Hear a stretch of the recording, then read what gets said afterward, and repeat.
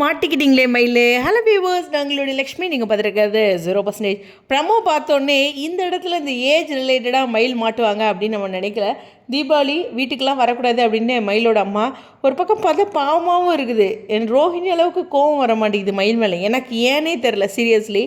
ஏன்னா அவங்க கல்யாணம் ஆகி ஒரு குழந்தை இருக்கிறத மறைச்சிட்டாங்க. இவங்களும் நிறையா போய் சொல்லியிருக்காங்க.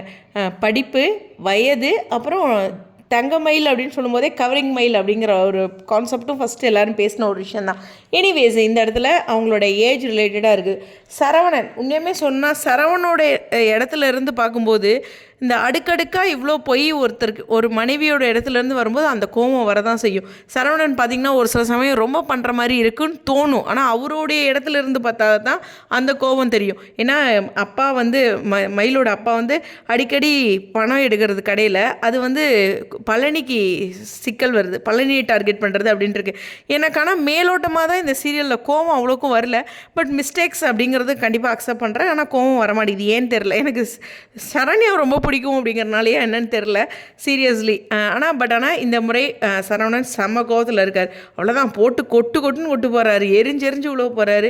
ஆனால் மிமி பேஜில் கூட போட்டிருக்காங்க, இவர் தெரிஞ்சு வச்சுக்கிறாரு ஆனால் வீட்டில் ரிவீல் பண்ண மாட்டேங்கிறாரு அப்படின்ட்டு.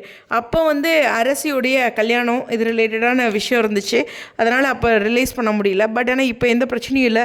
தீபாவளி அப்படிங்கிறது இருக்குது. இருந்தாலும் இந்த இடத்துல ஒரு பாசிட்டிவான விஷயம் சொல்லிட்டா, பழனி வந்து அவரோட கடை நகர்வுகள் கொண்டு வர்றாரு இல்லையா, அதில் ஏதாச்சும் சம்திங் இருக்கிறனால சரவணன் ஹைட் பண்ணலாம். நான் அதை பற்றி இன்னொரு வீடியோவில் பேசுகிறேன்.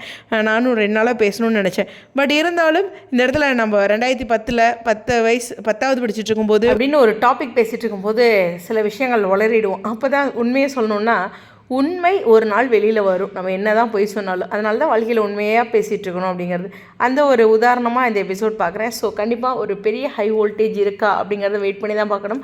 பட் இருந்தாலும் எவ்வளோ பொய் சொன்னாலும் சரவணனுக்கு ஒரு கட்டத்தில் கல்யாணம் ஆகிறதுக்கு தடுமாறிட்டுலாம் இருந்தாங்களே. இப்போ இன்றைய காலகட்டம் இருக்கும்போது பொண்ணு கிடைக்கிறதே எங்கள் ஊர்லேலாம் பெருசாக இருக்குது அப்படிங்கிற மாதிரிலாம் எனக்கு அந்த விஷயம்லாம் இருக்கிறதுனால எந்த ஒரு விஷயமும் இல்லை. இப்போலாம் கல்யாணம் ஆகி குழந்தை இருக்கவங்க கூட கல்யாணம் பண்ணிக்கிறாங்க. பட் ரோஹிணி பொய் சொல்லியிருக்காங்கங்கிற வியூ தான். ஓகேவா? இப்போ எல்லாமே காலகட்டம் மாறிடுச்சு. பெண்களுக்கான நிறைய பாசிட்டிவான விஷயங்கள் இருக்குது. அதை வந்து ரொம்ப ஹர்ட் பண்ணி புண்படுத்தாமல் நல்லாவே பார்த்துக்கிற ஆண்களும் இருக்காங்க, குடும்பமும் இருக்குது. ஒரு உதாரணத்துக்கு இருந்தாலும் தங்கமயிலும் ஒரு சிக்கலில் இருக்காங்க. கண்டிப்பாக எப்படி ஒரு ட்ராக் கொண்டு வராங்கன்னு பார்ப்போம்.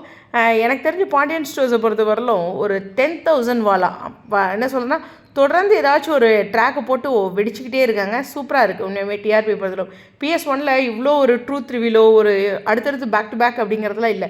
உதாரணத்துக்கு சொல்லணுன்னா, ராஜி பற்றிய உண்மை வந்ததாக இருக்கட்டும், தங்கமயில் பற்றிய சரவணனுக்கு தெரியறதா இருக்கட்டும், அரசியோட நகர்வுகளாக இருக்கட்டும், அது மாதிரி எக்கச்சக்கமான விஷயங்கள் இருக்குது.